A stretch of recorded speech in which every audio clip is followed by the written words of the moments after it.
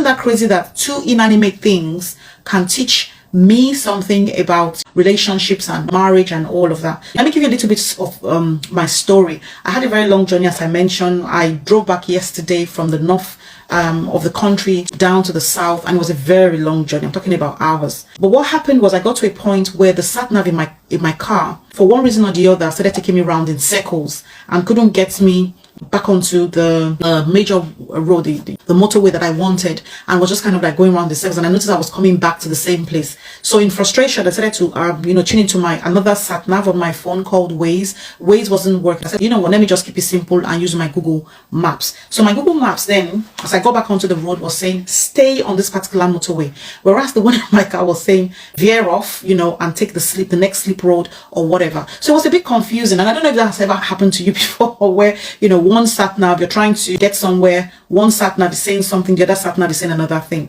So I said, okay, what is the lesson from here when it comes to marriages? It's just something that occurred to me. The first thing for me is that when you have a goal as a man and a wife, it could be that maybe the goal is financial, or maybe in your health, or work or career or whatever, and you guys are kind of journeying towards this particular destination or particular goal.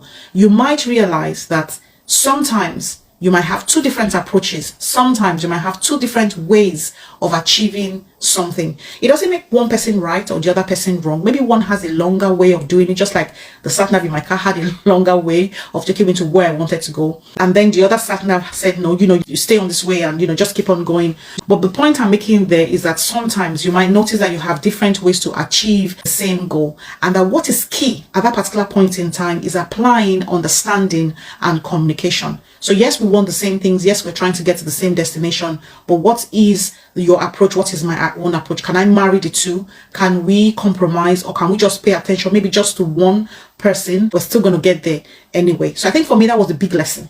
That was a big lesson. The second lesson I learned was that sometimes I've always used my car sat nav. It's always taking me to places and back, and I've never had any issues with it at all. It's always actually even looking for the fastest route possible to get me to where I want to get to. But then on that particular occasion yesterday, I didn't use the sat nav. I decided to use the other sat nav to get me there. Why? Sometimes you have to let the other person lead, as long as you're on the same course or page as to agreement, like, okay, this is what we want to achieve and all of that. Allow the other party, allow the other person in the relationship to be in charge. I'm saying it doesn't always have to be you. It doesn't always have to be your approach. It doesn't always have to be how you say it, when you say it, and so on. So I think for me, that was another valuable lesson that came out of that.